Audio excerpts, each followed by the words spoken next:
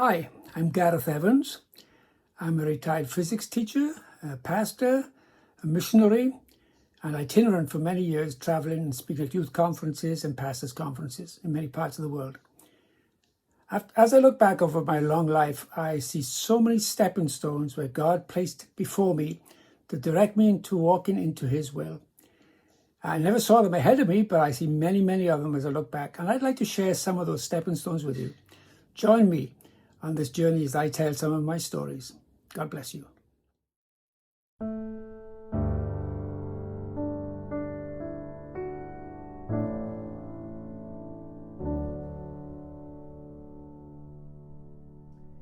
In my last story of stepping stones, I told you about meeting a man, I said 1 in a million, and getting my Type A diploma in Toronto. I want to go on from there because the next step is rather wonderful. That brings us to the conclusion of the series of steps that led to this. I call this one the Hebrew School. Now I had my diploma, my Type A, I could apply for any jobs in Canada, and I looked and found two very prominent jobs in Toronto. One was at Upper Canada College and the other was the Hebrew Academy. I applied for both. I was shortlisted at the Upper Canada College. I remember the man who got it was an Olympic runner, if I remember rightly. And I applied, of course, to the Hebrew School, not anticipating getting it. But in those days, if you're looking for that kind of position, you apply to everyone. You get a good interview, they pass your name on to somebody else. So I went for my interview, and I was one of 8. And I was the last one being interviewed, and all the others were Hebrew men. They had keepers on, and maybe women, but I was the 8th one.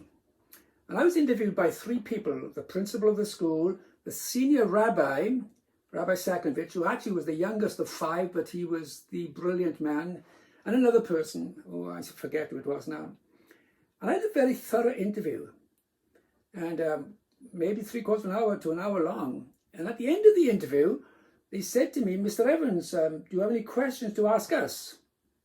Now, you must understand, I had no anticipation whatever of getting this position. So I could be bold, and I'm always polite, and I said, "Well, not really," I said, "but you do realize I'm not a Jew." "Yes," they said. Well, I said, "In fact," I said, "I'm an evangelical Christian." Now, that's so unusual. What was the point of saying it there? I am an evangelical Christian, and whereas I do not believe in proselytizing in a physics lab, I can't be silent if I'm asked questions why I believe something or do not believe something.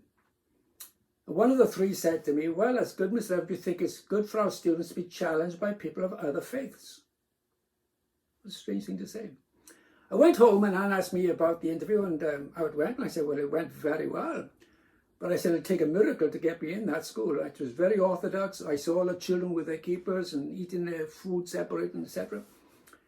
Anyway, the following Wednesday, I'm in the French school, and now Keith Davis, my friend who emigrated from Wales with me, I told you about his story, is now the principal of the school. And Keith said, "Gareth, that Hebrew school is very interested in you." I said, "How do you know?" He said, "They telephoned today to see if your credentials are authentic." Now I'll remind you what I told you in one of the earlier stories about in the school in Wales, how I was elected to the Board of Governors and I was made president of the Staff Association. At that time, I told her I was not boasting in these, but I was laying down a foundation, a stepping stone for something future. Well, of course, this was on my credentials. The only person in the entire country of Canada who knew that they were authentic was Keith Davis, the principal of my school. So when they asked him if they're authentic, Keith could assure them that they were authentic. On the Friday, I got a telephone call. "Mr. Evans, this is Gary Diamond, principal of the Hebrew School." I said, "Oh, yes, Mr. Diamond." He said, "The board of the school would like to offer you the position of head of science in the Hebrew Academy." I said, "Oh, I accept, sir. Thank you so much." And we had a little conversation, and he said, "Mr. Evans, you would not ask me what the salary will be." I said, "What will the salary be, Mr. Diamond?" My salary tripled, you heard that word right, tripled overnight. I went from $11,000 a year to $33,000 a year. I was the highest paid teacher in all of Toronto, except for principals. I could not have got that position if I did not have my Type A. I could not have had my Type A if I had not gone through this course. which Professor Carlyle registered me at. I would not have met Professor Carlyle if I'd not been in the wrong place in the wrong time, as I told you in my last story.